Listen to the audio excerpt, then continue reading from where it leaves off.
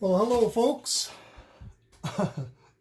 My name is Tim, and I'm just going to go through a little bit of my 3D head shell that I printed for the Thorens TD-160 145 series 166. I think use these head shells. It's called the TP60 head shell, and this is the actual head shell right here. This is what they really look like. This is an original. So what identifies that, of course, is the Thorens connecting bullet, I call it. It's a head shell connector. I think Thorens head shell connector is what they actually call it. I just call it the bullet. And it's unique, so it doesn't follow the SME standard for head shells. So you can't just throw in an SME standard head shell into one of those model Thorens, whether it's a TD-165, 160, 166, or the Mark II variants, or the TD-150, or the 150 Mark II. There's probably a couple more that I'm not thinking of. Those are very unique head shells, and what prompted me to design a 3D clone of this was the fact that these things go for exorbitant amounts of money on eBay because they're so rare. They don't make them anymore, and people are just gouging other folks for something that's not made anymore. It hasn't been made since the 1970s, probably. Maybe up until the 1980s with the run of the 160 series. Anyway, so what I did was I went online using Tinkercad and some other graphics software. I designed basically a clone. Now, originally when I designed it without the tone arm lift, but I found that even these little metal arm lifter pieces that just clip on to the original head shell are very expensive to find, and I'm not a metal fabricator, so instead of trying to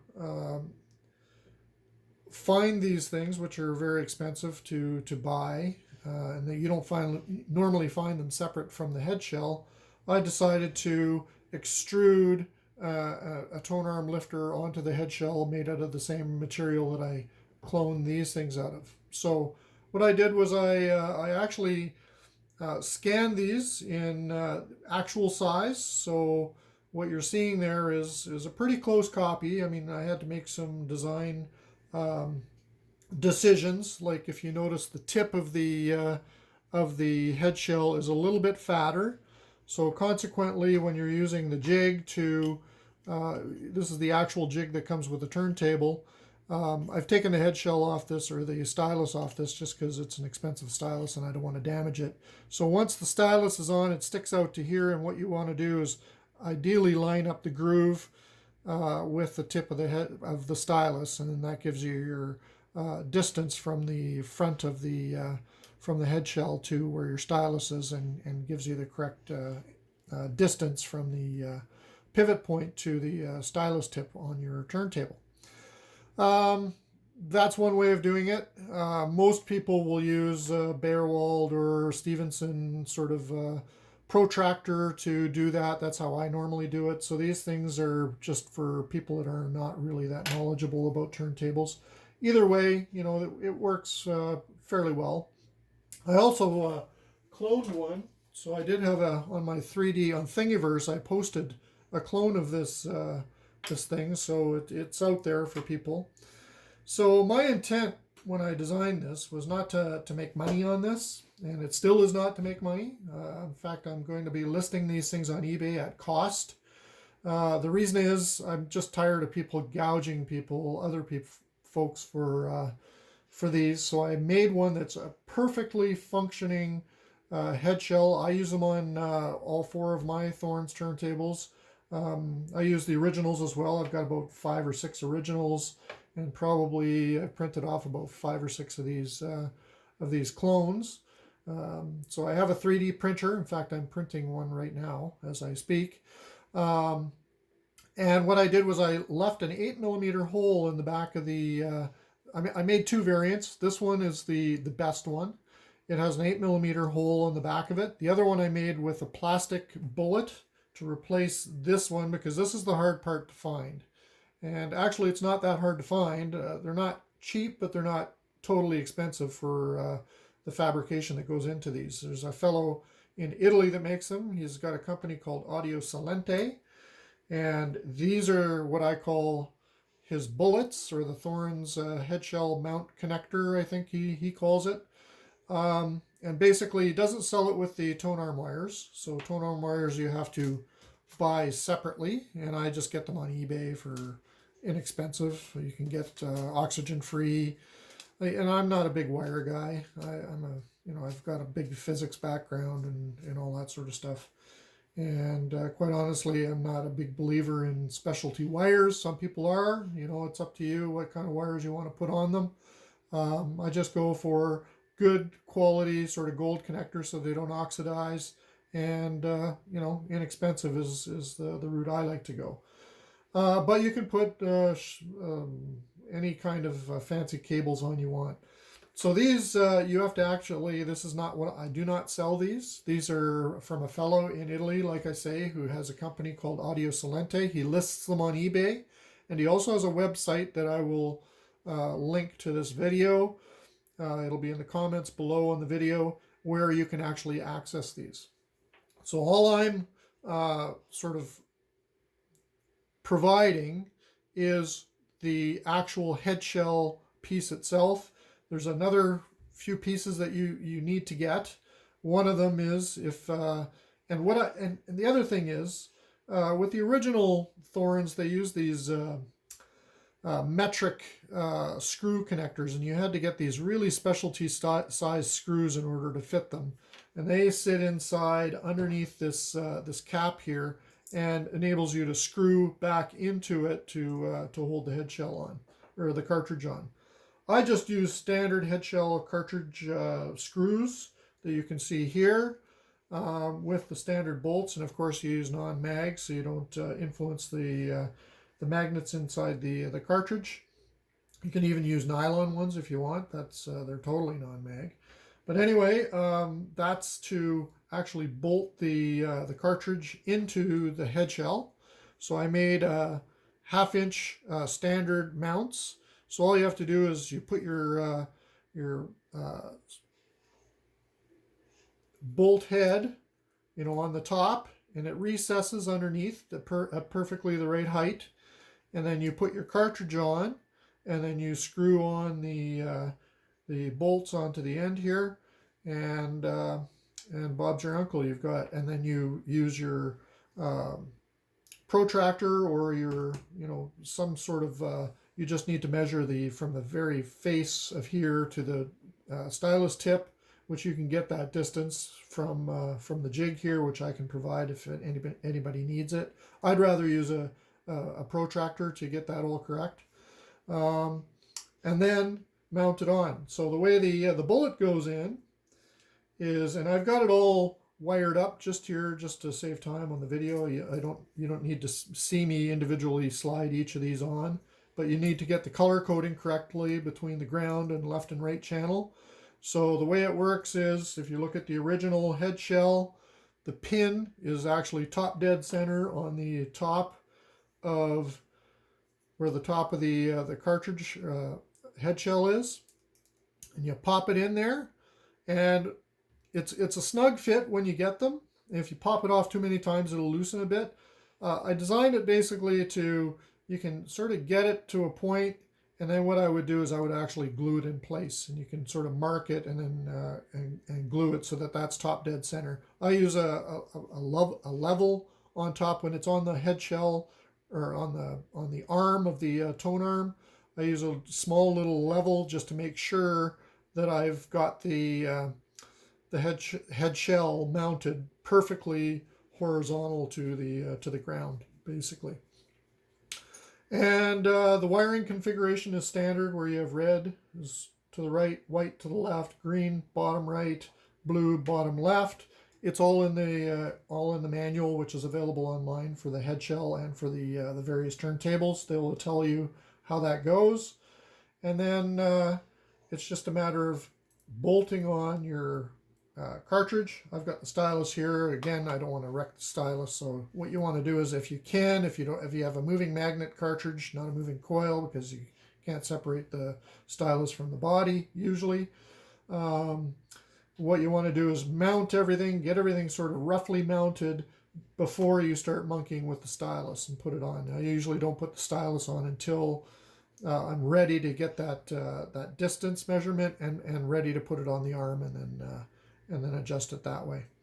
So again, you follow, most cartridges will either have a color coding or they'll say left, right, ground, ground, and then you hook these up accordingly. So there you have it. Once you've got it together as a full assembly ready to go onto your arm, you'll see that it is very, very close in, well, it is exactly the same size as the real Thorens head shell.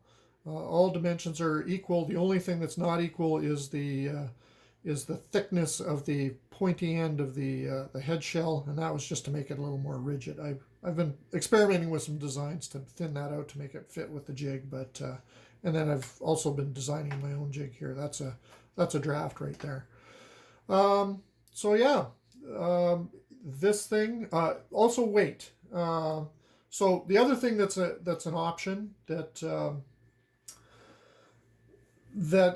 doesn't come with the head shell are these covers. Now, there's a fellow on eBay that sells them for about $11 a piece. I think he's overseas in, I don't know, Ukraine or Moldova or something like that. Anyway, I was able to buy a few of these for the various cartridges. I only have enough for myself. And then once you got everything bolted on, just to make it look like the original head shell, you just pop those things on with double-sided. It comes with double-sided tape. This one's worn out a bit. I just got to put some more double-sided tape on it. And then you can see that it is a very, very, very, very close replica. Weight, there is a slight weight difference. Now, depending on your cartridge assembly and on the size of the cartridge that you have, I've got a couple of weigh scales here that I use. This is a digital one you can get off eBay for like $10 or something like that. If you're really concerned about the actual head shell weight, I'm not that concerned because I can, it works just as fine. You can weigh the head shell, weigh this one, and use a little bit of blue tack. You can use blue tack underneath or inside the well. Once you get the screws on, you can fill that whole well to add a little more weight and mass to the head shell. The difference is not that great. In fact, if I got one over here, so I'm holding. So that's one with the original plate, and that just pops out, and that little metric size, and they're so small, they're hard to get. You can only get them from Europe, and I've tried everywhere. You can only get them online, and these I just don't like using them. So I just use a standard 1/2-inch mount, and you can convert the real head shell, so you don't have to use this thing, which is unwieldy, and then you have to have a million different size screws to fit the thickness of your head shell. It's a lot easier to be able to get something at the local hardware store. And again, you want it non-mag. Nylon ones, as I mentioned before, work really well because they don't have a magnetic field to them, and they won't influence your cartridge at all. So there you have it. The weight delta between the two, this is slightly lighter, but it's not that great. So you can compensate with blue tack or whatever. So I've used this on all 4 of my turntables, and it sounds fabulous. I don't think there's any acoustic difference between that head shell and that head shell. Anything, weight difference or mass difference, you can compensate for, and it's very rigid, very robust, and I think you will find that it's a good alternative if you're unwilling to pay the exorbitant amount of money that it costs to buy an original one. The interesting thing too I like is You can buy, the fellow that sold me this online actually makes them in black too, so you can get a little funky. You can see I also make up white ones. Great thing about these is they're easy to paint if you're doing some sort of modified turntables and you're doing something funky. I made a Canadian turntable out of a Thorens, so that's one of these. And what I did with this one, instead of painting it, I hydro dipped it into water. And if you go online, you can learn about hydro dipping techniques where you can actually, it's kind of like a liquidized paint that sits on water, and you dip it into the water and it actually transfers an image onto the object that you're dipping. So a lot of people use it for motorcycle tanks and tins and car detailing and all that sort of stuff. This is one for a turntable I have in there in the other room, and it works great. I just kind of pulled this bullet out to show how it works on this one. So anyway, different options. You can even get them. I've done them in lime green. I've done them in red. But black is probably the standard one that people want, because that's what the original that's an original cartridge looks like. So if you have any questions, look down in the video in the comments section and ask questions, because I usually get a little notice that I have questions, and I try to get back to people and provide an answer. Oh, one other thing I wanted to show too is I also 3D printed these shims. Now there's several for vertical tracking angle, and you want to get the cartridge and the arm totally horizontal to the top of your turntable. One way of doing that is to adjust the arm height and at the pivot point of your tone arm. The other way you can do it is by shims, and what shims allow you to do is lower or heighten the up to the base of the tone arm, the distance from the top of the head shell that your stylus is, to get that perfect vertical tracking angle. So what I did was I just designed a bunch of these shims that can fit under, and if you see it, it's perfect 1/2 inch. This one's got the screws in there right now, but you can pop it in, and then and I make them in different heights. So that's a really thin one, really thick one, which I'll probably almost never use, and then varying thicknesses to get the perfect vertical tracking angle for your cartridge. And these don't weigh a lot, so this is another way you can sort of add mass to your arm if that's what your intent is. I tend to go low mass, so I want them as light as possible, and I think it's more of an advantage to have your head shell lighter than the original metal ones. So it just makes that much more trackable as far as I'm concerned. But you can play with it. There's many ways to adjust your tone arm this way. So I just want to remind you that when I post the ad online for these, I'm not making this for profit. I'm making this to make this available to the masses. I also have this design. It's freely available online. If you go to Thingiverse, which is a repository of 3D models, you can actually get this design for free online. And if you have if you have a 3D printer yourself, or you have somebody that has a 3D printer, most local big populated areas will have a source where you can actually just take a 3D model to them and print them out. This thing literally costs pennies to make worth of plastic. It takes a little time and effort, and you got to clean them up after the print is done and everything. And that's why I charge the price I do, because it does take quite a bit of effort on my part to clean these up and get them properly assembled and whatnot. So I'm selling only the head shell part, not the bullet. That you have to source separately, and also the tone arm wires, or the head shell wires, and also this little Thorens top plate to cover the screws. That's separate. All of them are available for relatively inexpensively, and if you get all three of them it's going to still be a lot cheaper than buying, trying to buy one of these in good shape, because I've seen some ones that are, you can see one here that I have, it's all rusted and corroded, and I've tried to clean it up, but it's done. So it still works, but it's just not pretty. I guess I could paint it and make it look nicer or whatever. But that's the kind of stuff you're getting, is stuff that's almost 40 years old, that's seen better days. And here you're getting a really nice looking cartridge for free if you print them yourself, or you can order them from me. So thank you for watching. If you have any questions, remember the comments below, and I will try and get back to you. Thank you.